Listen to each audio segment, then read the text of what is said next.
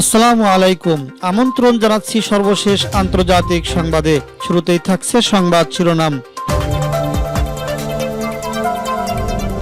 বাইডেনের নির্দেশে সিরিয়ায় ইরান সমর্থিত স্থাপনায় যুক্তরাষ্ট্রের বিমান হামলা, নিহত 17। ইরানের হাত থেকে সৌদিকে রক্ষার প্রতিশ্রুতি বাইডেনের। ইসরায়েলের গোপন পরমাণু প্রকল্পের ছবি প্রকাশ। সিরিয়াকে সব ক্ষেত্রে সহযোগিতা অব্যাহত রাখার ঘোষণা ইরানের। ইরাকে আবারও মার্কিন বাহিনীর দুটি বহরে ভয়াবহ বোমা হামলা। ইরান বিরোধী চাপ প্রয়োগের নীতি ব্যর্থতার স্বীকার করল যুক্তরাষ্ট্র। এবং সর্বশেষ থাকছে টপ সিক্রেট ফাঁস, খাশোগি হত্যার চাঞ্চল্যকর তথ্য। শুনছিলেন সংবাদ শিরোনাম, এখন বিস্তারিত। সিরিয়ায় ইরান সমর্থিত স্থাপনায় যুক্তরাষ্ট্রের বিমান হামলায় নিহত 17। সিরিয়ার পূর্বাঞ্চলে ইরানপন্থী মিলিশিয়াদের স্থাপনায় বিমান হামলা চালিয়েছে মার্কিন যুক্তরাষ্ট্র। বৃহস্পতিবার চালানো এই হামলায় অন্তত 17 জন নিহত হয়েছেন, আহত হয়েছেন আরও অনেকেই। ইরাকে মার্কিন সেনাদের অবস্থানে সাম্প্রতিক রকেট হামলার জবাবে এই হামলা চালানো হয়েছে বলে জানিয়েছে পেন্টাগন। হামলার কথা স্বীকার করে পেন্টাগনের মুখপাত্র জন কির্বি বলেছেন, প্রেসিডেন্ট জো বাইডেনের নির্দেশনায় সিরিয়ায় ইরান সমর্থিত মিলিশিয়াদের ব্যবহৃত স্থাপনায় হামলা চালিয়েছে মার্কিন সামরিক বাহিনী। ইরাকে যুক্তরাষ্ট্র এর নেতৃত্বাধীন মিত্র বাহিনীর সেনাদের বিরুদ্ধে সাম্প্রতিক হামলার জবাব হিসেবে এই বিমান হামলার অনুমোদন দেওয়া হয়েছে বলে তিনি জানিয়েছেন। 7টি লক্ষ্যবস্তুতে 7টি 500 এলডি জয়েন্ট ডাইরেক্ট মিউনিশন গাইডেড বোমা নিক্ষেপ করা হয়েছে। সীমান্ত দিয়ে অস্ত্র পাচারে সশস্ত্র গোষ্ঠী ব্যবহৃত একটি সংযোগস্থল হামলার লক্ষ্যবস্তুর মধ্যে রয়েছে। কিরবি বলেছেন, কাতায়েব, হিজবুল্লাহ ও খাতিব সাইদ আল সুহাদা সহ ইরান সমর্থিত মিলিশিয়া গোষ্ঠীর ব্যবহৃত সীমান্ত নিয়ন্ত্রণ পয়েন্টের বিভিন্ন স্থাপনা ধ্বংস করে দেওয়া হয়েছে। ইরানের হাত থেকে সৌদিকে রক্ষার প্রতিশ্রুতি বাইডেনের। জো বাইডেন যুক্তরাষ্ট্রের প্রেসিডেন্ট হওয়ার পর প্রথমবার ফোনে কথা বলেছেন সৌদি বাদশাহ সালমান বিন আব্দুল আজিজ আল সৌদের সঙ্গে। এ সময় ইরানি হুমকির হাত থেকে সৌদি আরবকে সুরক্ষা দিতে যুক্তরাষ্ট্রের প্রতিশ্রুতি পূর্ণ ব্যক্ত করেছেন নতুন মার্কিন প্রেসিডেন্ট বাইডেন। খবর আরব নিউজের। সৌদির রাষ্ট্রীয় বার্তা সংস্থা এসপিএ জানিয়েছে, বাইডেন এবং বাদশাহ সালমান দুই দেশের মধ্যে ঐতিহাসিক বন্ধন আরও জোরদার করার গুরুত্ব আরোপ করেছেন। ফোন আলাপের সময় গত মাসে প্রেসিডেন্ট হিসেবে শপথ নেওয়া জো বাইডেনকে অভিনন্দন জানান সৌদি বাদশাহ। দ্বিপাক্ষিক ও আঞ্চলিক বিভিন্ন ইস্যুতে, বিশেষ করে ইরানের হুমকি মোকাবেলায় ঐক্যবদ্ধভাবে কাজ করায় গুরুত্ব দিয়েছেন তারা। এসপিএ বলেছে, সৌদি আরবকে যে কোনো হুমকি থেকে রক্ষা দিতে ওয়াশিংটনের প্রতিশ্রুতির জন্য মার্কিন প্রেসিডেন্টকে কৃতজ্ঞতা জানিয়েছেন বাদশাহ সালমান। বাইডেন নিশ্চয়তা দিয়েছেন, ইরানকে পারমাণবিক অস্ত্রের অধিকারী হতে দেওয়া হবে না। হোয়াইট হাউসের এক বিবৃতিতে জানানো হয়েছে, প্রথম ফোন আলাপে ইয়েমেন যুদ্ধ সমাপ্তির বিষয়ে কথা বলেছেন দুই নেতা। এছাড়া সৌদিতে সম্প্রতি জুলাইন আল হাতলুল সহ অন্য মানবাধিকার কর্মীদের মুক্তি দেওয়াকে ইতিবাচক হিসেবে বর্ণনা করেছেন বাইডেন। বিশ্বব্যাপী মানবাধিকার রক্ষা ও আইনের শাসন প্রতিষ্ঠায় যুক্তরাষ্ট্রের অবস্থানের গুরুত্ব উল্লেখ করেছেন তিনি। হোয়াইট হাউসের বিবৃতি অনুসারে বাইডেন দ্বিপাক্ষিক সম্পর্ক যতটা সম্ভব মজবুত ও স্বচ্ছ করতে যা যা প্রয়োজন তার সব করার প্রতিশ্রুতি দিয়েছেন বাদশাহ সালমানকে। সাবেক মার্কিন প্রেসিডেন্ট ডোনাল্ড ট্রাম্পের আমলে যুক্তরাষ্ট্রের সঙ্গে অভূতপূর্ব ঘনিষ্ঠ সম্পর্ক গড়ে উঠেছিল সৌদি আরবের।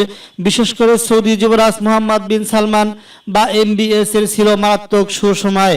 প্রেসিডেন্ট ট্রাম্প তার সঙ্গে ব্যক্তিগত সম্পর্ক গড়েছিলেন এবং ইয়েমেন যুদ্ধে মার্কিন অস্ত্র ব্যবহারে ব্যাপক স্বাধীনতা দিয়েছিলেন। তবে বাইডেন প্রশাসন সৌদি ইস্যুতে ট্রাম্পের সেই নীতি থেকে সরে এসেছে।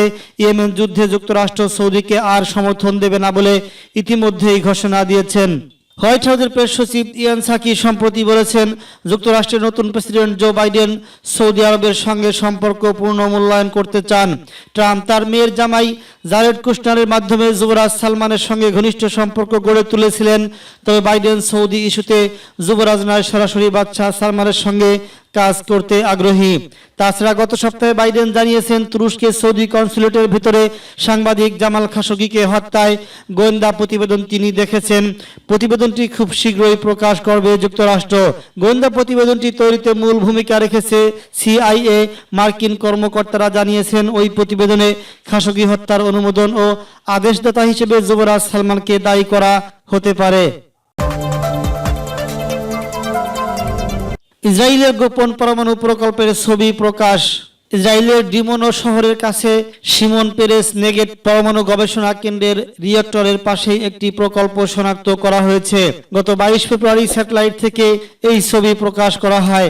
এখানে গত এক দশকেরও বেশি সময় ধরে পরমাণু গবেষণা চলছে বলে এপির এক প্রতিবেদনে বলা হয়েছে।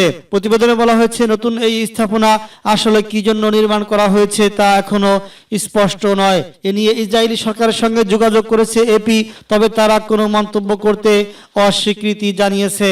পরমাণু অস্ত্র সম্প্রসারণ বন্ধে যে নন প্রলিফেরেশন ট্রিটিতে বিশ্বের 4টি দেশ এখনো স্বাক্ষর করেনি, এর মধ্যে একটি হচ্ছে ইসরায়েল। অপর 3টি রাষ্ট্র হলো ভারত, পাকিস্তান ও দক্ষিণ সুদান। ইসরায়েল কখনো আনুষ্ঠানিকভাবে নিজের পরমাণু বোমা থাকার কথা স্বীকার করেনি, আবার কখনো অস্বীকারও করেনি তারা। সিরিয়াকে সব ক্ষেত্রে সহযোগিতা অব্যাহত রাখবো বলছে ইরান। ইসলামী প্রজাতন্ত্র ইরানের পররাষ্ট্রমন্ত্রী মুহাম্মদ জাওয়াদ জারিফ সন্ত্রাসবাদ মোকাবেলা সহ সব ক্ষেত্রে সিরিয়ার প্রতি সমর্থন অব্যাহত রাখার ঘোষণা দিয়েছেন। সিরিয়ার পররাষ্ট্রমন্ত্রী ফয়সাল বিন শেখদারের সঙ্গে ফোন আলাপে এ ঘোষণা দেন তিনি। সিরিয়ার সরকারি বার্তা সংস্থা সানা আজ এ খবর প্রকাশ করেছেন। ফোন আলাপে দুই দেশের পররাষ্ট্রমন্ত্রী সব ক্ষেত্রে দ্বিপক্ষীয় সহযোগিতা জোরদার এবং শত্রুদের অমানবিক নিষেধাজ্ঞা মোকাবেলার উপায় নিয়ে মত বিনিময় করেছেন। সিরিয়ার পররাষ্ট্রমন্ত্রী ফয়সাল মিকদাদ বলেছেন, পাশ্চাত্যের ইরান বিরোধী অবস্থানে নিন্দা জানায় দামেস্কো এবং এক্ষেত্রে সব ধরনের সমর্থন ও সহযোগিতা করতে তারা প্রস্তুত রয়েছেন। এ সময় ইরানের পররাষ্ট্রমন্ত্রী তেহরানের বিষয়ে দামেস্কের অবস্থানের প্রশংসা করেন। জারিফ বলেন, সিরিয়ার সর্বোচ্চ নিরাপত্তা ও স্থিতিশীলতা প্রতিষ্ঠায় সহযোগিতা করবে ইরান। তিনি বলেন, সিরিয়ার স্বাধীনতা ও সার্বভৌমত্বের প্রতি ইরানের পূর্ণ সমর্থন রয়েছে। এ সময় তারা আঞ্চলিক ও আন্তর্জাতিক পরিস্থিতি পর্যালোচনা করেছেন। দুই মুসলিম দেশ সিরিয়া ও ইরানের মধ্যে ঘনিষ্ঠ সম্পর্ক রয়েছে। ইরাকে আবারও মার্কিন বিমান বাহিনীর 2টি গাড়ি বহরে ভয়াবহ বোমা হামলা। ইরাকের মার্কিন সেনাবাহিনীর লজিস্টিক ইকুইপমেন্ট বহনকারী আরও 2টি গাড়ি বহরে বোমা হামলা হয়েছে। বৃহস্পতিবার বাগদাদ ও বাবেল প্রদেশে আলাদা 2টি গাড়ি বহরে এই হামলার ঘটনা ঘটে। তবে এখন পর্যন্ত কোনো গোষ্ঠী এই হামলার বিষয়ে কোনো প্রতিক্রিয়া দেখায়নি। কোনো ব্যক্তি বা সংগঠন এর দায় স্বীকার করেনি। ইরাকে অবস্থিত মার্কিন সামরিক ঘাঁটি ও সামরিক বহরে হামলার ঘটনা সম্প্রতি বেড়েছে।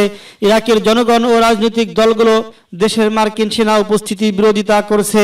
তারা সে দেশ থেকে অবিলম্বে মার্কিন সেনা প্রত্যাহার এর আহ্বান জানিয়েছে। এর আগে ইরাকের সংসদ মার্কিন সেনা বহিষ্কারের বিষয়ে একটি বিল অনুমোদন করেছে।